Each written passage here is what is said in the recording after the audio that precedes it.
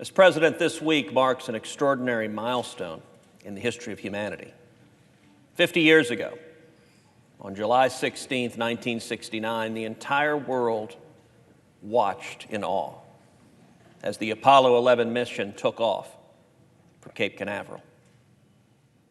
4 days later, on July 20th, again the entire world held its breath as the lunar lander made descent, and Neil Armstrong and then Buzz Aldrin both stepped onto the surface of the moon.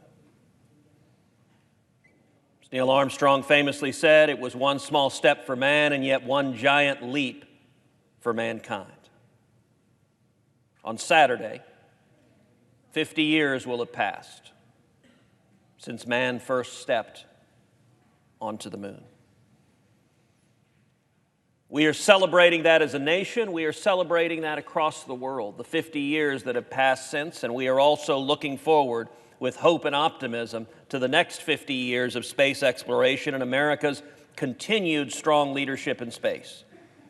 I want to thank my friend Senator Peters for his leadership in this legislation that we have just passed through the Senate, legislation that ensures that those artifacts, those footprints made by those historic pioneers for humanity will not be disturbed, will not be violated, will not be destroyed, but rather they will be preserved for future generations so that decades from now, centuries from now, that shrine to the incredible imagination, to the unstoppable potential of the human spirit, that those shrines will be preserved for all of history.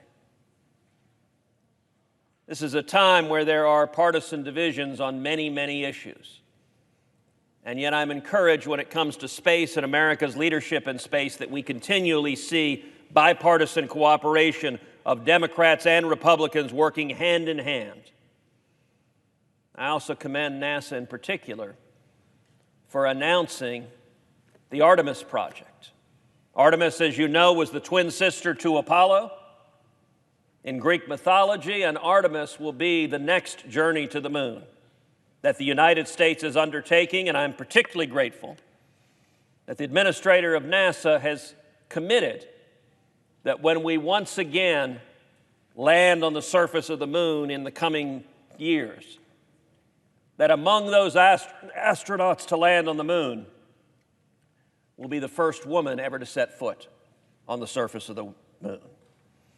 As the father of two young daughters, after 50 years, I say it's about time that we land a woman on the moon, and I am particularly proud that it will be an American astronaut whose boots return to the moon, and we continue to make history together.